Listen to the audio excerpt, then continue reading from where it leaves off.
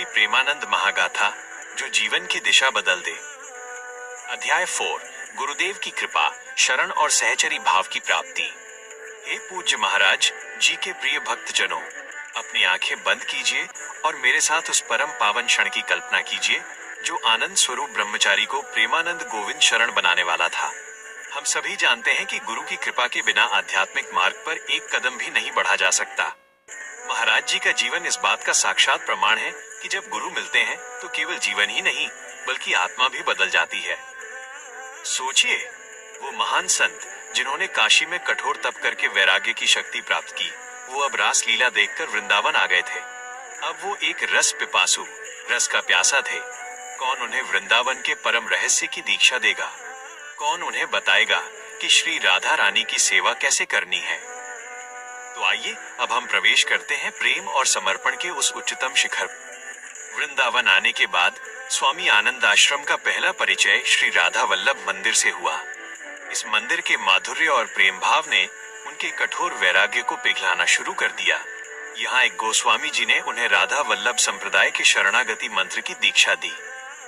यह उनकी यात्रा का एक महत्वपूर्ण चरण था, पर कहानी यहाँ समाप्त नहीं होती।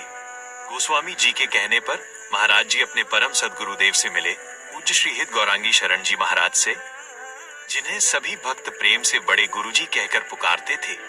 और जब गुरुदेव ने अपने इस योग्य शिष्य को देखा तो उन्होंने पहचान लिया कि ये कोई साधारण वैरागी नहीं बल्कि प्रेम रस को धारण करने वाला महान पात्र है। तब बड़े गुरुजी ने उन्हें वो दिव्यतम मंत्र प्रदान किया जिसे निज मंत्र कहा जाता है। ये कोई साधारण मंत्र नहीं था भक्तजनों, यह सहचरी भाव की दीक्षा थी। सहचरी भाव का अर्थ है स्वयं को श्री राधा रानी की सखी मानकर नित्य विहार के शाश्वत प्रेम में सेवा करना।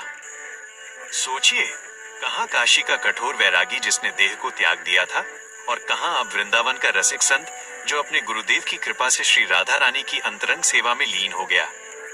इसी क्षण उनका पुराना नाम, उनका पुराना जीवन, सब कुछ विलीन हो गया। उन्हें नया नाम मिला, श्री हित प्रेमानंद गोविंद शरण। इस दीक्षा के साथ ही महाराज जी ने राधा रस के उस उच्चतम शिखर पर कदम रखा जहां भक्ति का मार्ग केवल प्रेम, सेवा और समर्पण का रह जाता है। अब उनका उद्देश्य केवल एक था, नित्य निरंतर अपने सद्गुरुदेव की आज्ञा का पालन करते हुए श्री राधा रानी के प्रेम में लीन रहना। हे पूज्य महाराज जी के प्रिय भक्तजनों, गुरु की कृपा से उन्हें प्रेम रस तो मिल गया, लेकिन क्या अब उनका जीवन सरल हो जाएगा? नहीं। अगले अध्याय में हम देखेंगे कि इस दिव्य प्रेम को पाने के बाद भी उन्हें वृंदावन में सेवा और संघर्ष के कौन से कठिन रास्ते पार करने पड़े। श्री हित राधा केली कुंज आश्रम की नींव कैसे पड़ी और किस लिए महाराज जी ने भक्तों से दूरी बनाए रखी। उस अद्भुत संघर्ष और सेवा की कहानी जानने के लिए अगले अध्याय में हमारे साथ बने रहिए, जिसमें हम सुनेंगे सेवा और संघर्ष का वृंद केली कुंज। जिसकी जुबान पर राधा का नाम नहीं, उसकी भक्ति अधूरी है, क्योंकि राधा ही वो शक्ति है जो हमें कृष्ण प्रेम तक ले जाती है। अगर आप राधा रानी की कृपा की असीम वर्षा चाहते हैं तो एक छोटा सा संकल्प लीजिए। भी कमेंट में केवल एक बार सच्चे मन से राधा राधा लिखिए और आज से हर श्वास के साथ राधा नाम का जाप शुरू कीजिए। राधा नाम ही जीवन का सबसे बड़ा अनुष्ठान है।